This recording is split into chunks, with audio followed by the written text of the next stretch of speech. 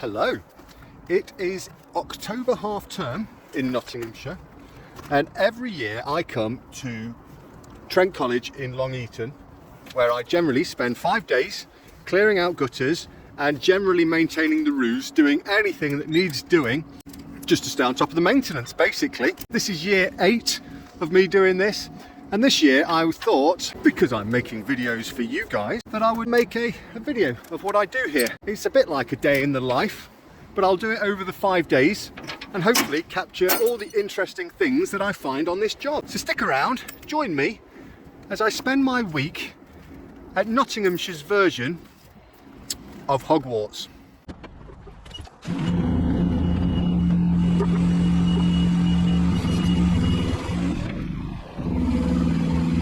My main objective when I'm here is to clear out the gutters, but I'm also checking the condition of the roofs, checking for any problems, and generally staying on top of the maintenance while I'm here. It's the little things you've got to keep an eye out for.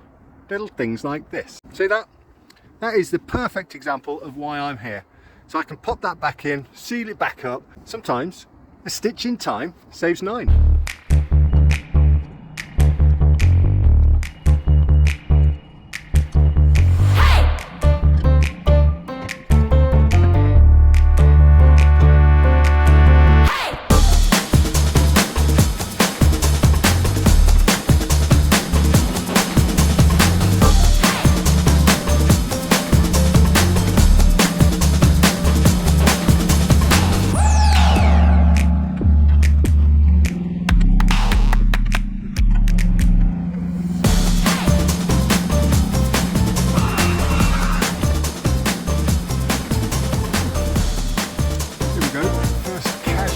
Of the week.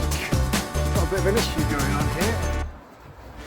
These cables and pipes all been pushed out, pushed backwards, and that is not right at all. Check this out.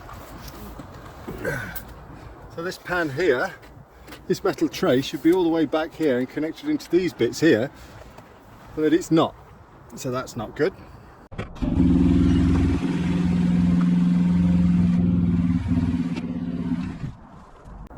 Let me show you what's going on here. All these pipes have somehow creeped backwards, taking this tray with it, but you've got this protective sheath on the pipes and that prevents them from rubbing.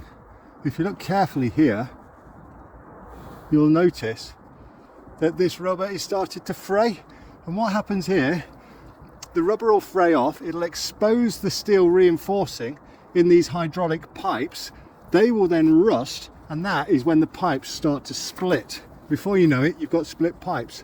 Look, can you see that there? And that is the last thing you want, because split pipes means hydraulic leaks, and hydraulic leaks are a mess. Stops you from working, it's downtime, it's all bad. So I've got to get this fixed, because again, if you don't get this fixed now, it's going to cause you a proper headache further on down the line. I once believed that having the hydraulic levers in the basket was an advantage of the 1890 Pro. What it does, it gives you a real feeling for the machine. It gives you a sense that you're really in control of those controls, and you can quite literally feel the machine through those levers. It just feels mechanical. It gives you ultimate control. Unlike electronic levers that you just can't feel, and that it feels robotic. However, what you don't consider when the machine is new, that actually having hydraulic levers in the basket is a serious disadvantage. And the reason for that is you've got to pipe the hoses all the way up that boom, and that makes them very vulnerable. There's lots of places where the pipes can rub together, lots of places that potentially the pipe could split and cause you a headache. I suspect it might be that some of you that watch this video watch my content regularly and know that I'm currently in the search for a new machine and looking at the pros and cons of lots of different machines. I think going forward, not having hydraulic hoses running all the way through the boom is a serious advantage. So to clarify, that is electronic levers in the basket or a remote control. Check this out. This is all new, this roof. And I love the contrast of the clay coloured ridges on the slate coloured slates. Blue and red there, beautiful. It's all offset nicely against this stonework. This really is pretty special. Trent College. It's a lovely place to work. It's a lovely building. Well maintained as well.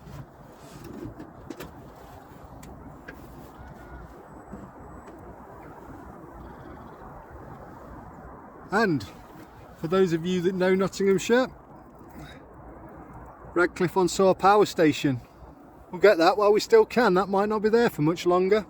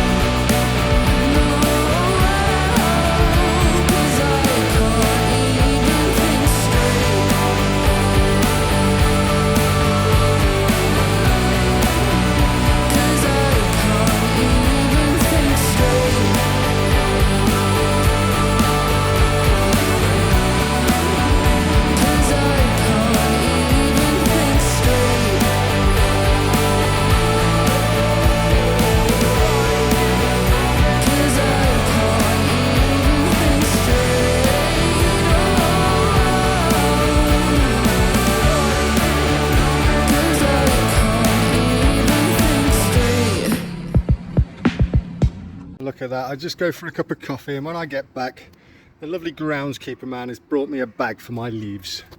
He's a nice fella. Right, well, there's a big hole in the roof here, so let's see if we can fix that. It's unusual, this is a pretty new roof as well, so it's not what you expect to see. But the fix should be simple enough. Right, there we are. This tile had slipped out completely. That tile, for whatever reason, has snapped and left a big hole in the roof. And yes, I know this is a bodge, and it's very easy to say that I'm a cowboy, this, that and the other, but the simple fact of the matter is that if you don't have that replacement tile, this is the next best thing. So I've put it back in, stuck it into place, that's going to stay there, and sealed the joint above it. Yes, bodge, I know, but it's much better than having a bloody great big hole in the roof. Even you, Mr. Troll, needs to agree with that.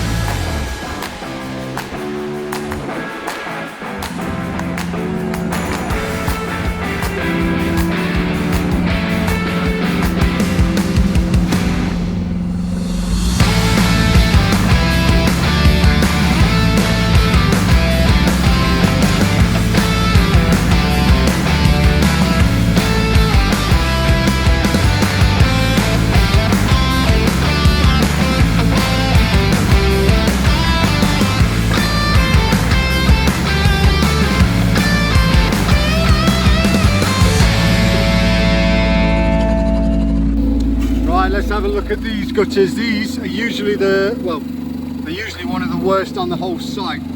So I like to get them done early and then they're done out the way and I can relax knowing that these ones are done. Let's have a look. Oh, do you know what? They're not bad today. Not bad at all. Apparently they were done fairly recently when a load of painting was done.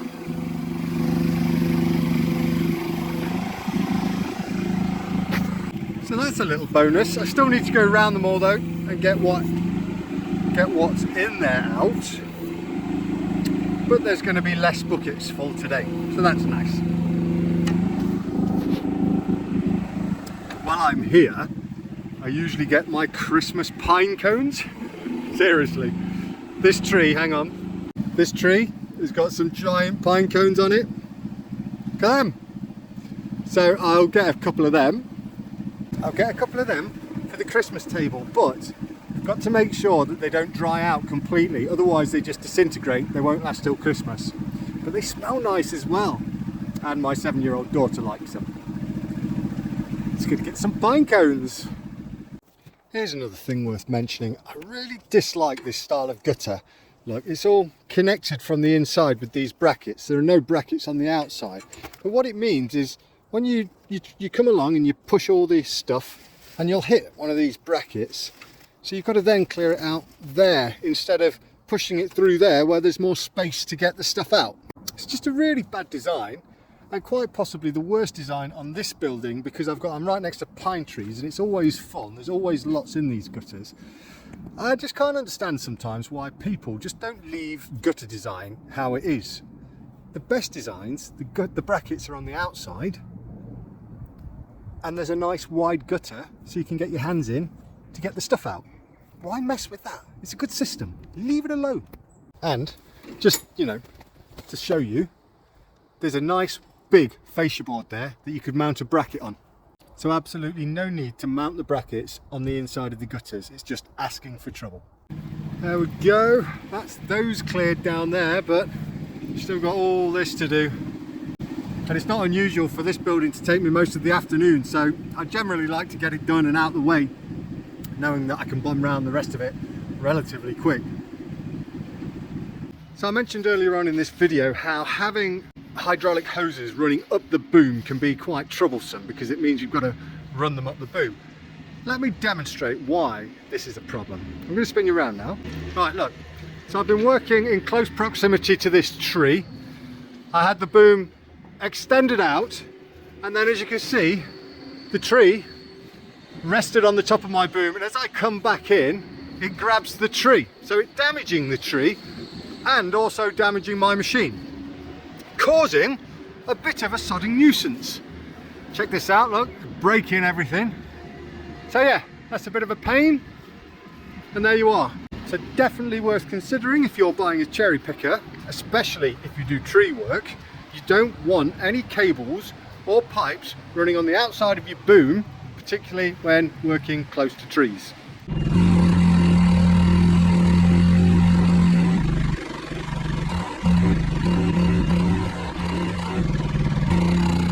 Right, next job.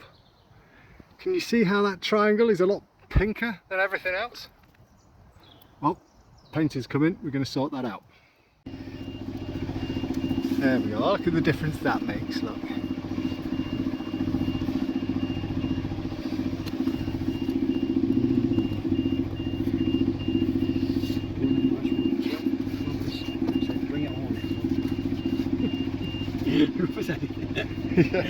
It's okay, no one can see it this high up.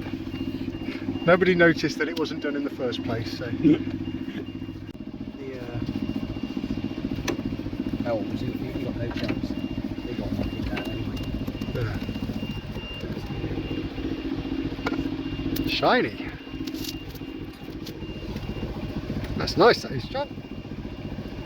Look at that.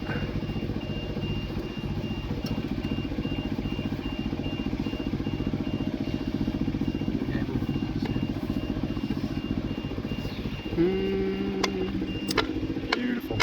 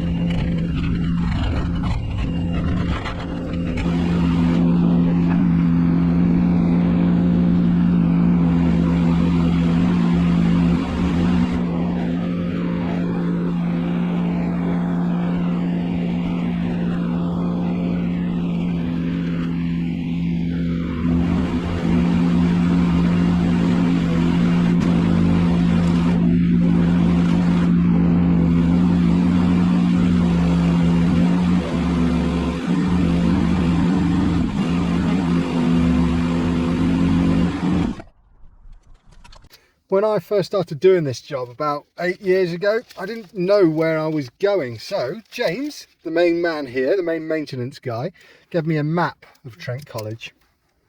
And what I like doing, this is my favourite job of all, is at the end of every day, I like to mark where I've been with little lines like this.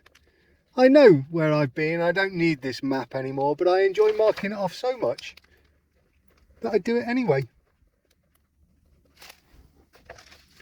There, that is, oh, I've been around there. There.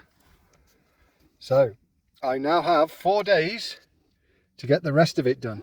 But to be fair, that building there, that takes an entire afternoon to do. But I've got to get myself into these little areas here. Can you see? I usually do that with my machine, but hopefully, fingers crossed, we will be testing a new machine on those areas. So that is quite exciting stuff. Day 1 complete. That's a success. I'll be back tomorrow. Apparently the weather's going to turn tomorrow. Chance to test out my new Desi coat. Fingers crossed. I'll see you tomorrow.